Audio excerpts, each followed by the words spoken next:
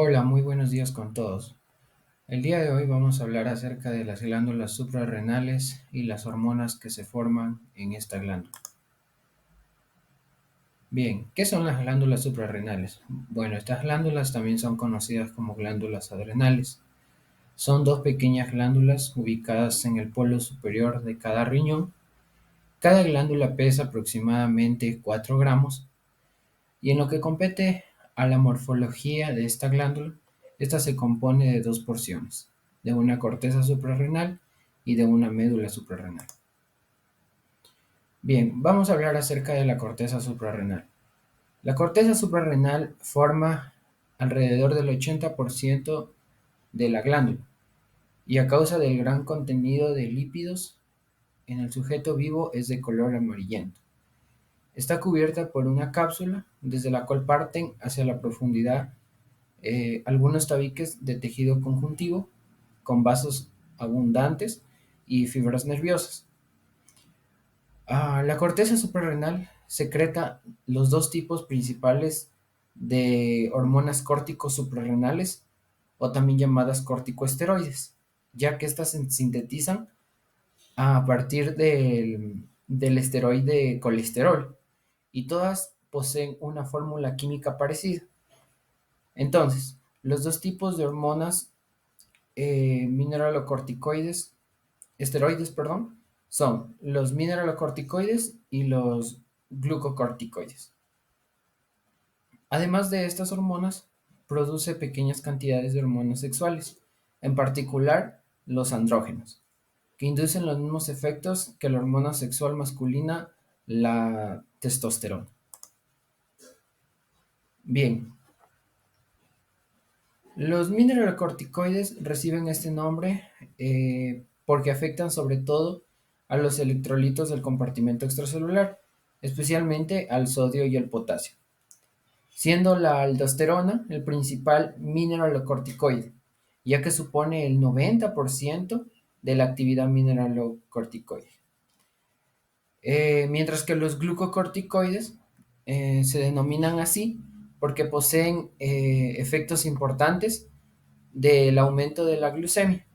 Y la hormona más representativa, pues va a ser el cortisol, ya que supone el 95% de la actividad glucocorticoide.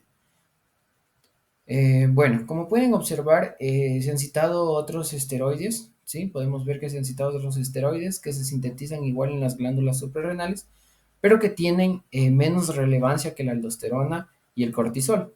Así también se han citado otros esteroides, pero que son sintéticos y que tienen un efecto mayor a de las hormonas principales antes mencionadas.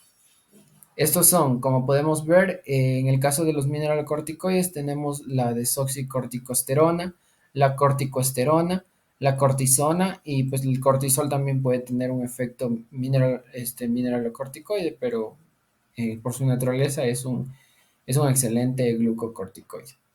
Y en los sintéticos tenemos el 9-alfa fluorocortisol, que es algo más potente que el aldosterona, ¿sí?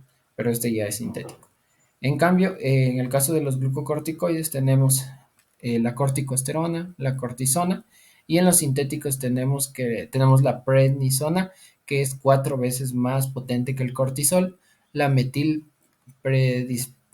metilprednisplona, que es 5 veces más potente que el cortisol, y la dexametasona, que va a ser 30 veces mayor al cortisol. Bien, bueno, a continuación, como podemos observar, tanto la imagen esquematizada como la imagen histológica, podemos ver que nos muestra la corteza suprarrenal y esta podemos ver que se divide en tres zonas que se continúan una con la otra sin límites bien definidos. Estas zonas son la zona glomerular, la zona fascicular y la zona reticular. En estas tres zonas, a partir de la sustancia precursora colesterol, se producen las hormonas esteroides, antes mencionadas, eh, que tienen semejanzas de estructuración química, pero de funciones diferentes.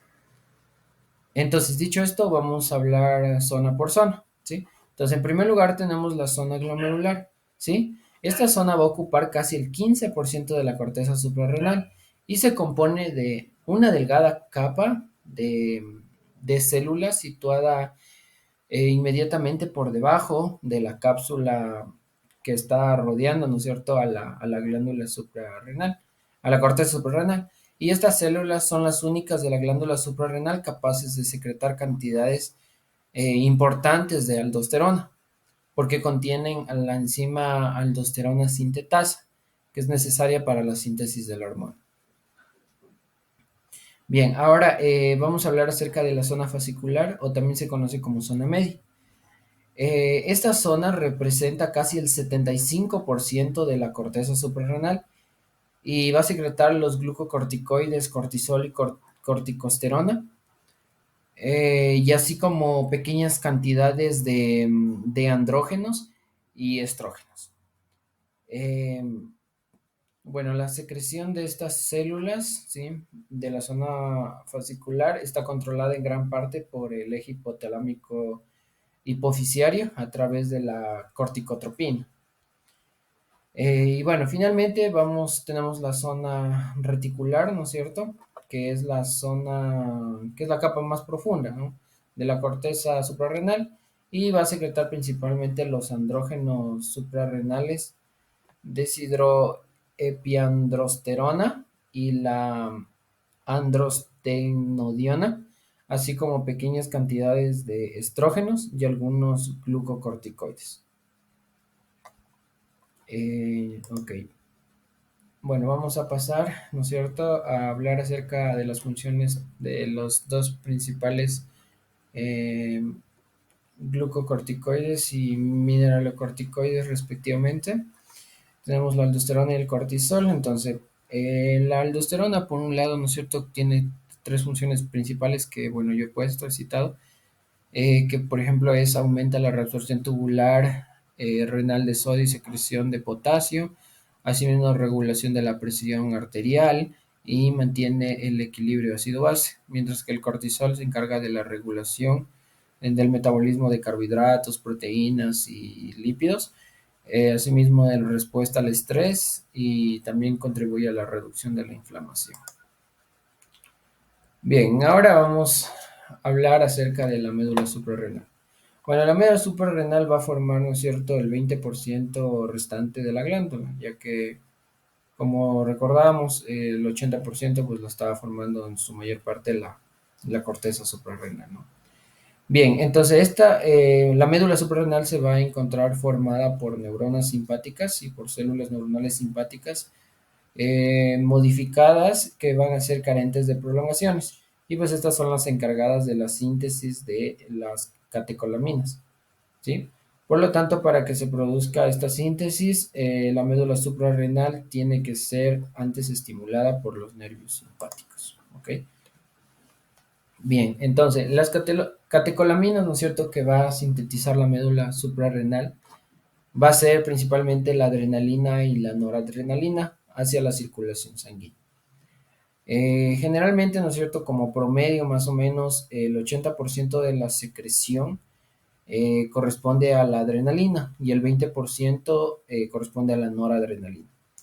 Aunque sus proporciones relativas pueden cambiar, ¿no es cierto?, considerablemente en diferentes condiciones fisiológicas, estas hormonas ejercen casi las mismas acciones sobre los diversos órganos que las ocasionadas por la estimulación simpática directa, excepto que sus efectos duran de 5 a 10 veces más debido a que estas dos hormonas desaparecen de la sangre con lentitud en un plazo de entre 2 a 4 minutos.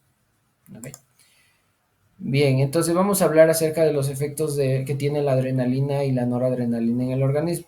Entonces, la noradrenalina, vamos a iniciar con la noradrenalina.